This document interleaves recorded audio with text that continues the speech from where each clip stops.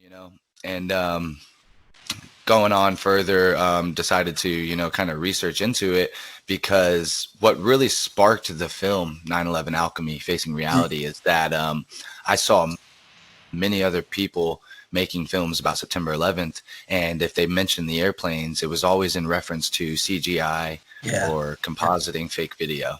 yeah. Right. And so I just thought, well, is that really the only option? And as a video editor myself, I started questioning if that was even possible.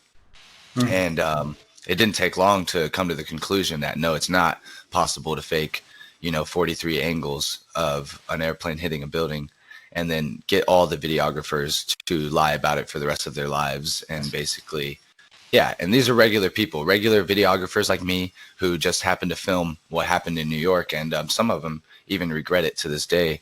I contacted as many of them as I could during the making of that film, and none of them wanted anything to do with the film because they'd been contacted by previous people who accused them of faking their videos. And so I realized like there's something weird going on here. And then I dug in a little deeper and realized people like Ace Baker, and Simon Shack. These Mm. are researchers who basically made films or produced films about the airplanes on September 11th. And I realized that they have connections or ties in some way to what I would call illusion technology. In the case of Ace Baker, he had ties and worked for a company under Vizrt, VIZRT, Ah, yeah, yeah. which was some type of holographic, advanced holographic company that worked with news agencies, and they're actually the ones who were responsible for bringing. They beamed a hologram during the election year on CNN, and that was that company. And Ace Baker is here. He is making films about how the airplanes were faked, and he's got all this video editor knowledge. And I'm like, well, where did he get all this? He's a music guy too, so how did he get all this video experience? And I started realizing some of these, like Loose Change, are on Netflix and Amazon. Mm. And I'm like, how are these movies getting out there? And then, for instance, Loose Change, they mentioned in the first Loose Change film a document, a declassified document that mentions voice morphing technology and all kinds of other advanced technology. Well, Dylan Avery, while he's narrating, he skips over the holographic technology and he continues talking about fake videos and voice morphing. And it made me wonder, why would he, like, surely he didn't miss that by accident. Yeah. Surely he skipped over that bit on purpose. And I realized that these people's goal is to cover up that technology. And then I dug down deep into the technology and realized, yeah, most of it's classified, but if you look hard enough, you'll come to the same conclusion I did, is that advanced illusion technology does exist, Yeah. and it's been kept secret for decades. And if you mention it, that's what gets deleted. I mean, we interviewed Mark Conlon about a year ago, was it? Yeah, about a year ago. And this is the only video that was completely taken, that we've ever put out, that's been completely taken off, and that was all about the technology used in 9/11, the holographic one, predominantly. Yeah.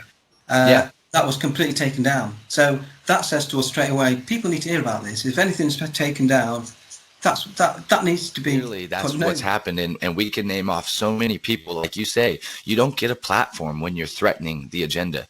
When you're truly threatening the agenda, strange things start happening to you when you put a film out.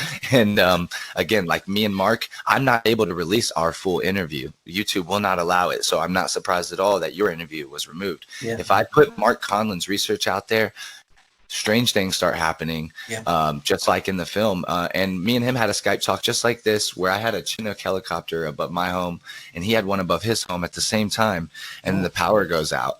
And all this after I added John Lear as a friend on Facebook and started talking about this illusion technology. And I saw, Mark Conlon has had his YouTube completely removed. So he's had to start over his whole channel, and it's all because of what you say, that illusion technology. And really, if I'm completely honest, I was already doing the research and working on the film, but it was seeing Mark Conlon's research that gave me the extra kick that I needed to put the film out. I saw him on Rich Planet TV, and it's called Layers of Deception. And that whole piece, which is a 3-part piece, is amazing. I mean, he shows clearly that all these people who were pushing this idea of a fake plane, or I mean, a fake video, and basically planes being implanted into the video, they all have an agenda and all of them have purposely lied. Like Simon Shack, I mean, Mark Conlon caught him basically flat out lying. And as a video editor, you can't show something and then cut away and say, there you go. When you're a video editor, you had to edit that piece out. So you purposely had to make that decision to not show the audience something, which means you're being deceptive. And when I started realizing that, it made me realize I need to make a film. Ace Baker said he was hired. You know, I was not hired to make my film. I made my film because it needed to be made.